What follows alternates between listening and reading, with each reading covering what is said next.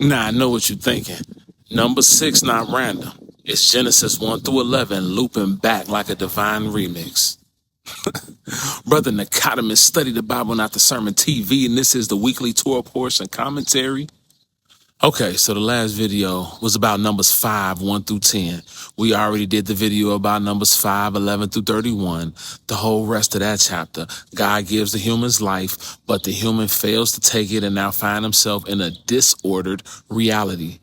And then we have a law here to activate the next step of the Genesis storyline about sibling rivalry and brothers wronging each other in violence, right? It's about how you make yourself right with God and right with your brothers. So we're trying to undo the failure of Adam and Eve. And so the question we've been asking is, why are these here? And why are they in the order that they're in? Why aren't they in Leviticus?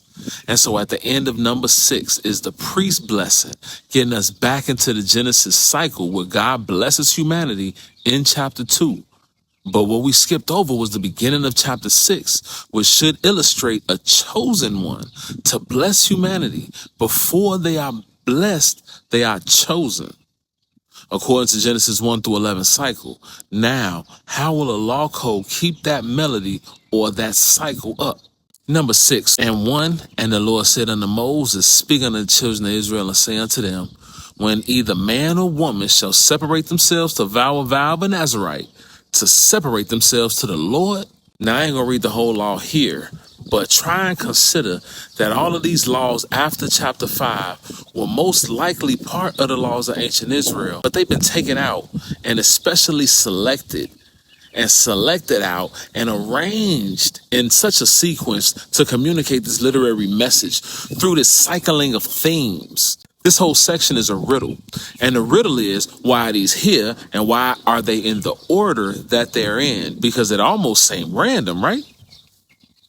So if we want to keep up with this melody or this cycling that I keep referring to, from the cycle of Genesis 1 through 11, after Noah goes through the flood waters, the story was about Noah, the righteous remnant. And so here, I would expect that after we just went through the flood waters of the uterus suspected of adultery, I would expect somebody to come out the other side who is righteous or blameless, something to do with maybe a righteous offering of Noah.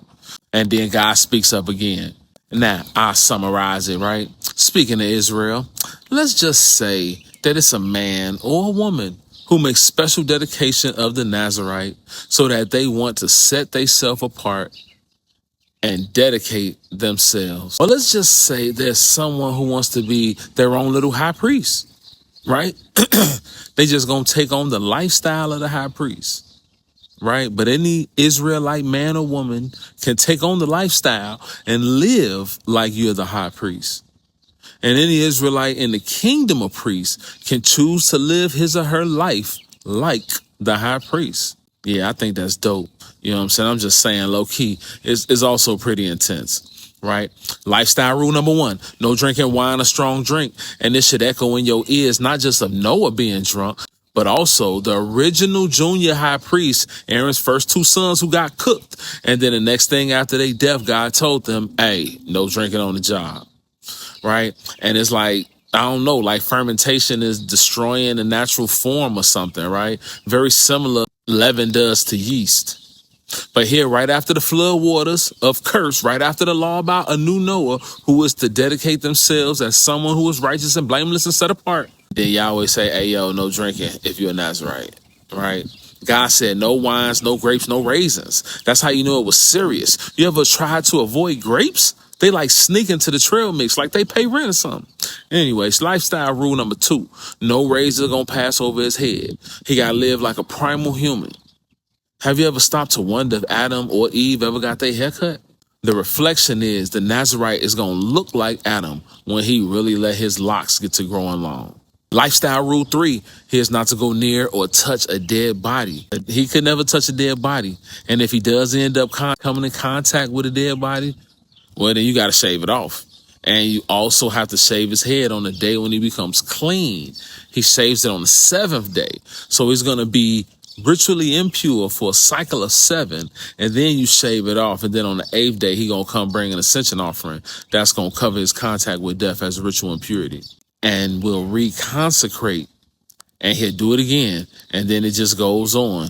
And when he finishes, he brings a series of offerings for himself and present them before Yahweh. And when a Nazarite finishes his or her vow, they cut their hair and then put it on the fire with the offering to burn up the hair. So in Numbers chapter 6, where we've gone here, is that the whole little section is playing through these themes of Genesis 1 through 9, the first cycle of the melody of the Hebrew Bible. But we doing it all in the context of the camp of Israel in the wilderness, which is like a new Eden. And so all contact with signs of death ought to be sent outside the camp. All situations where brothers wrongs another brother, reconciliation, all acts of covenantal unfaithfulness ought to be identified and put through a flood water of testing so that righteousness and much seed can emerge out the other side. That's them three stories.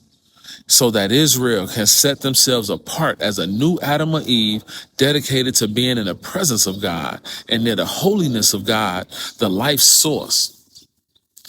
And so now you got to feel me about replaying the melody or replaying the cycle because of the Nazarite vow.